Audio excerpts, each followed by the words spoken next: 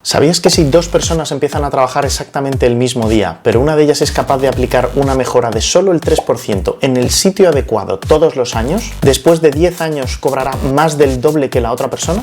¿No me crees? Pues prepárate para flipar. Lo primero que tienes que saber es que tu sueldo cada año se compone de 3 factores. Y en este vídeo vamos a ir desgranando cada uno de ellos para que entiendas bien cómo funciona y cómo interactúa con el resto y sobre todo qué puedes hacer tú para influir en cada uno de ellos y que de forma conjunta aumenten tu sueldo de forma exponencial a medida que van pasando los años. Y al final del todo vamos a comentar un bonus que, si podemos utilizarlo bien, va incluso a funcionar como un cuarto factor que multiplique a todos los demás, así que estate atento. El libro de hábitos atómicos, que es súper recomendable, nos habla del concepto de interés compuesto aplicado a la vida, que es una de las cosas más geniales que se pueden aprender. O dicho de otra manera, cómo haciendo un cambio de solo un 1% en cualquier disciplina todos los días, al cabo de un año podemos llegar a ver mejoras increíbles. Pues bien, siguiendo ese mismo principio, aquí tienes una gráfica que muestra lo que pasa si no mejoras ninguno de los 3 componentes de tu sueldo y si aumentas los 3 un 3% cada año. Es decir, si mejorases los 3 componentes solo un 3% adicional cada año, en 10 años cobrarías más del doble que tus compañeros de promoción.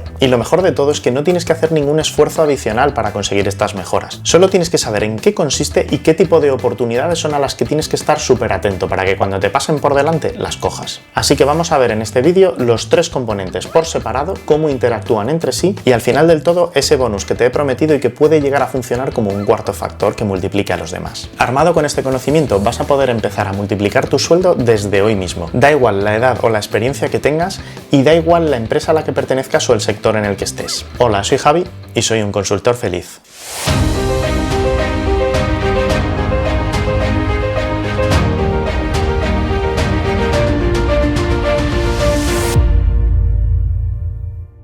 Pero Javi, ¿no hay en las empresas una especie de horquillas que determinan cuánto puede cobrar la gente y que obligan a que la gente no se pueda salir de ahí? Pues sí y no.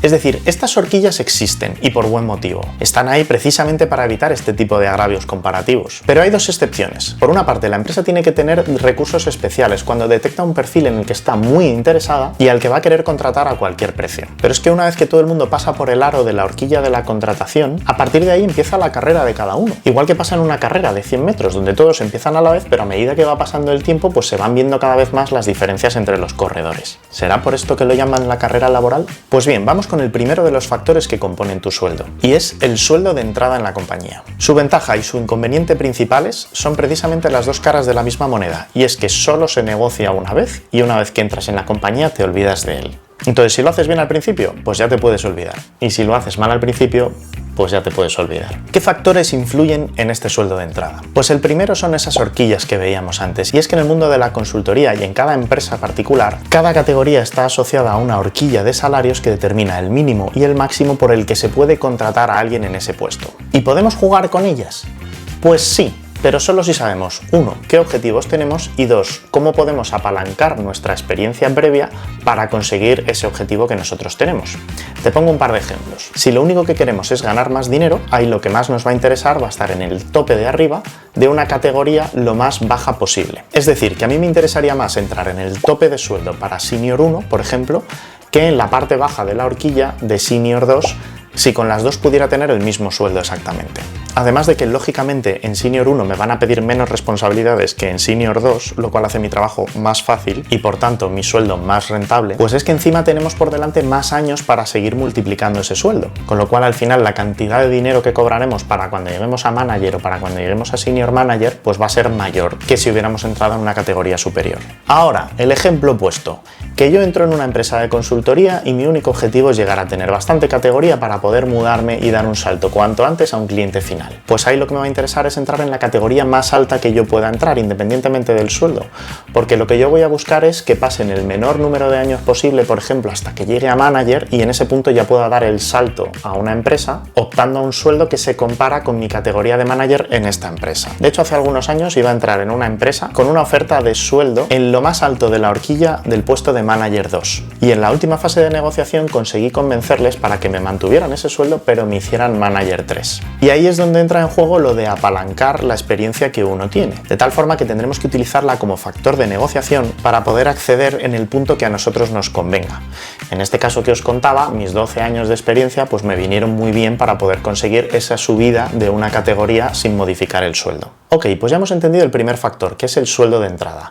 El segundo factor ya lo he nombrado, pero no sé si lo has pillado. Y es precisamente el número de periodos que tú vayas a querer permanecer dentro de la empresa a la que estás entrando, así como el modelo o la frecuencia de promoción que te ofrezca esta empresa. Y digo periodos y no años porque aunque la evaluación anual se ha ido convirtiendo yo creo que en la más frecuente dentro de este tipo de empresas, pues algunas tienen unas fórmulas de promoción un poquito distintas. Por ejemplo, estaban algunas empresas que a los juniors les promocionan 2 veces al año cada semestre, un poco pues para retener ese talento en esa fase tan crucial del desarrollo. Y luego en otras empresas o en otras categorías pues veremos que a veces solo se promociona ya a partir de ciertos logros o de ciertos méritos y no en función de un periodo de tiempo determinado. Entonces, como hemos visto en la gráfica del principio, lo más importante aquí es que cuanto más frecuencia de promoción, mejor para ti.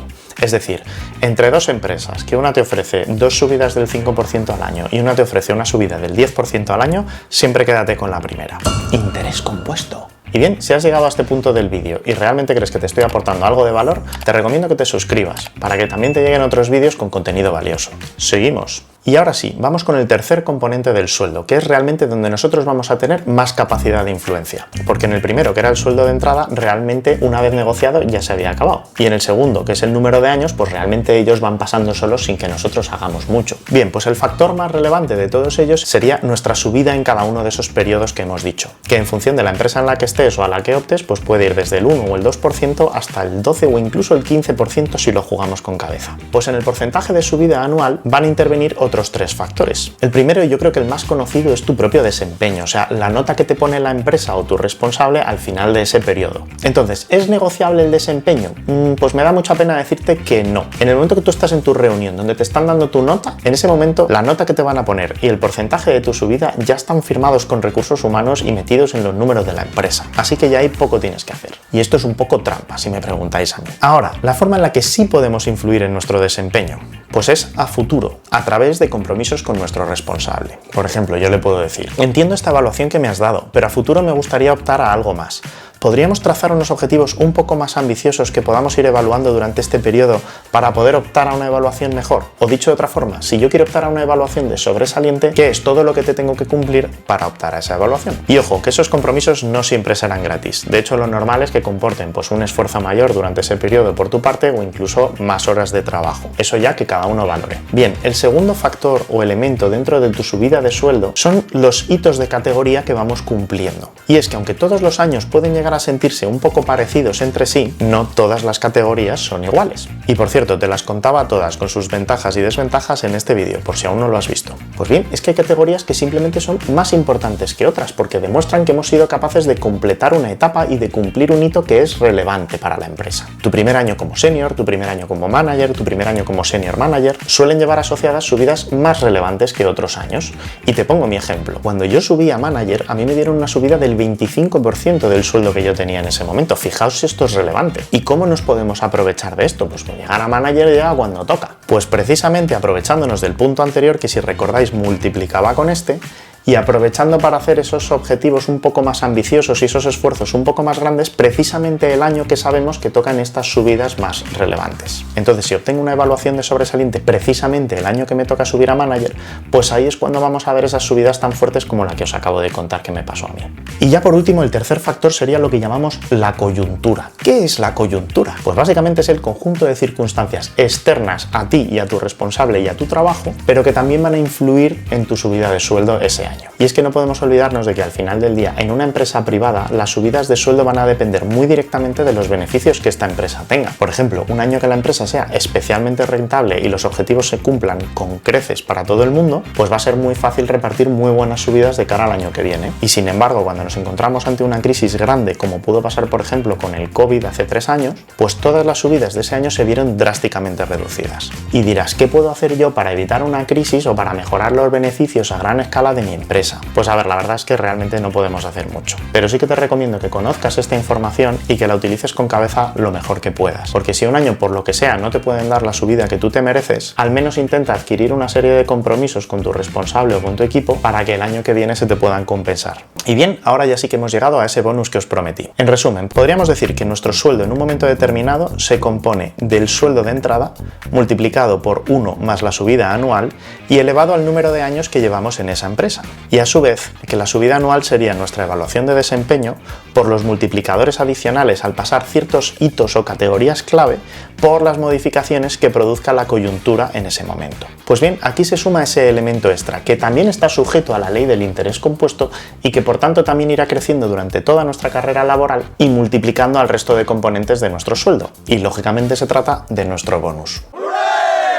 ¿Y qué es nuestro bonus? Pues es un componente variable y no obligatorio de nuestro sueldo que nuestra empresa puede elegir pagarnos una o varias veces durante el año en función de distintas variables, como la antigüedad, el nivel de responsabilidad, la categoría, la compensación por esfuerzos notables que hayamos hecho durante ese periodo y que no se vayan a reflejar en la subida de fijo, los propios beneficios de la empresa, etc. Pues bien, la clave de este factor es un poco su no obligatoriedad, que hace que tampoco realmente nos podamos fiar de él al 100%, pero cuya fiabilidad va a depender mucho de la cultura de empresa. Por eso recomiendo siempre que si conoces a alguien que lleve trabajando en esa empresa varios años, intentes preguntarle qué porcentaje de bonus ha ido cobrando en cada uno de esos años. Por ejemplo, he estado en empresas donde el bonus era inmenso, pero luego nadie nunca realmente cobraba más de la mitad. En otras, por ejemplo, pues era más modesto, pero la confianza en cobrar el bonus casi completo o completo, pues era bastante alta. Luego en otras empresas, por ejemplo, pues dependía mucho de tu evaluación de desempeño. Eso determinaba qué porcentaje del bonus ibas a cobrar ese año. E incluso he trabajado en empresas donde tú puedes superar el 100% de tu bonus, porque depende de una variable que no termina en el 100%. Por ejemplo, te pueden poner un objetivo de facturación anual de 100.000 euros y si tú facturas más que eso en proyectos para la empresa, pues tu bonus será superior incluso al que te habían ofrecido. Entonces no digo que ninguna de estas culturas sea ni mejor ni peor que las otras,